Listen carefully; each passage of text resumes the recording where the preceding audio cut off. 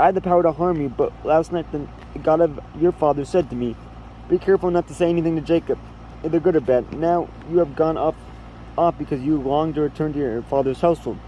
But why did you steal my gods?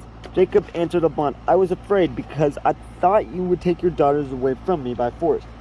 But if you did find anyone who has your gods, that person shall not live.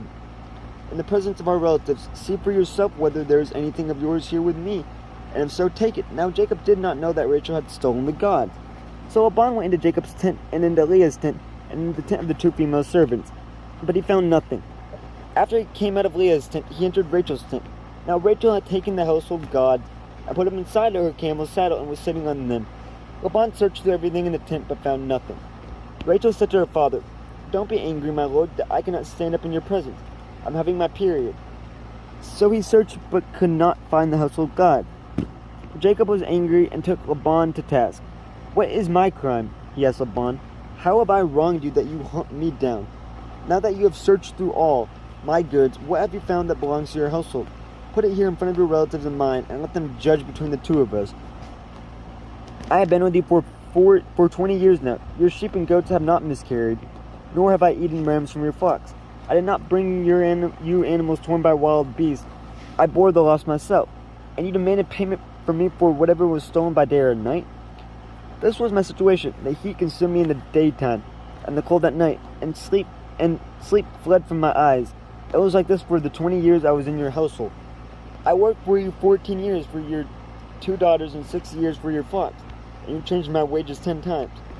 If the God of my father, the God of Abraham, and the fear of Isaac had not been with me, you would surely have sent me away empty-handed.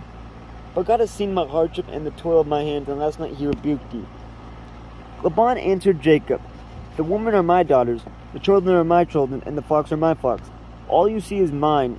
Yet what can I do today about these daughters of mine, or about the children they have borne? Come now, let's make a covenant, you and I, and let it serve as a witness between us. So Jacob took a stone and set it up as a pillar. He said to his relatives, gather some stones. So they took stones and piled them in a heap, and they ate there by the heap. Laban called it Jegar Sa'adatha, and Jacob called it Gilead. Laban said, this heap is a witness between you and me today. That is why it was called Gilead. It was also called Mizpah because he said, may the Lord keep watch between you and me when we are away from each other.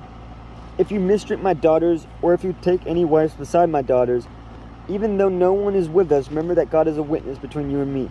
Laban also said to Jacob, here is this heap, and here is the pillar I have set up between you and me.